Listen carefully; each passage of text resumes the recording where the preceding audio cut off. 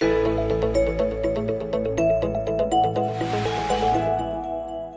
the beginning of Parashat Lecha, we're introduced to a group of people that we never hear from again. One has to wonder, what's the point? Why include them in the Torah? And what is the message for us? That group that I refer to is Hanefesh Asher Asu B'Charan. In Perek Yud Bet Pasuk Hey, we read, Vayikach Abraham et Sarai Ishto Bet Lot Ben Achiv. Abraham, on his journey to the land of Canaan, to Eretz Yisrael, takes his wife. He takes Lot, all of the property, the souls that they made in Haran. Although Rashi and Ibn Ezra read this as a reference to household help, the words Nefesh Asher Asu B'Charan seem to beg for more. We have other words for household help. Why include them? And the Medrash fills in the picture beautifully.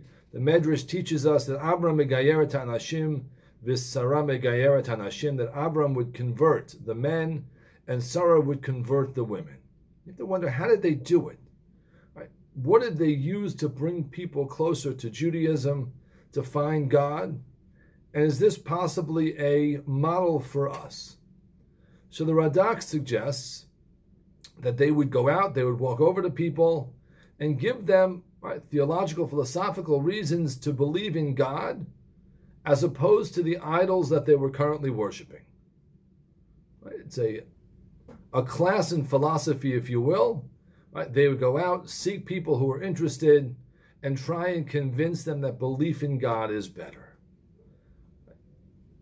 There's another fascinating Gemara, which adds maybe another layer, another element to what Abram might have been transmitting to these people.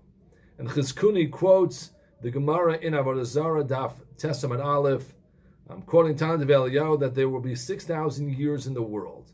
The first 2,000 years to be void, the next 2,000 years is the period of Torah, the last 2,000 years is the period of Mashiach, but due to our sins, we didn't merit Mashiach coming. And the Gemara notes that there's an issue. If the era of Torah begins in the year 2000, but it is 2,448 years from Adam till Matan Torah, how could it be, that 2000, the year 2000, is the beginning of the era of Torah? And the Gemara's answer is that the era of Torah begins with Abraham Avinu, with Hanefesh Asher Asu B'Charan, that when Abraham goes out to convert the people, that's the beginning of the era of Torah. And here too you have to ask, there is no Torah. Matan Torah has not yet happened. Abraham's not giving a Chumash class. What was he giving to these people? What was he transmitting? And I'll give you two options. One, Rashi in that Gemara Avodah Zarah writes very simply, Disha'avidu le'oraisa, that Abraham gave these people an idea of servitude to the Ribbono Shel Olam, the idea of serving God.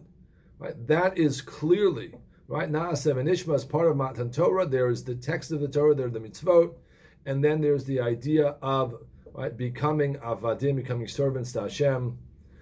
That's what Abraham transmitted, says Rashi.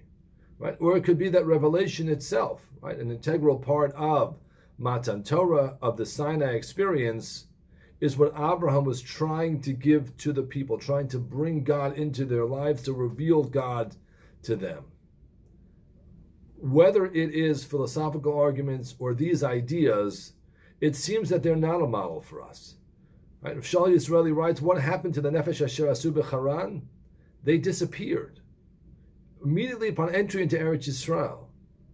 Because ideas, philosophy, the theological arguments, as interesting as they are and as nice as they are and as religiously important as they are, they don't give Judaism lasting power.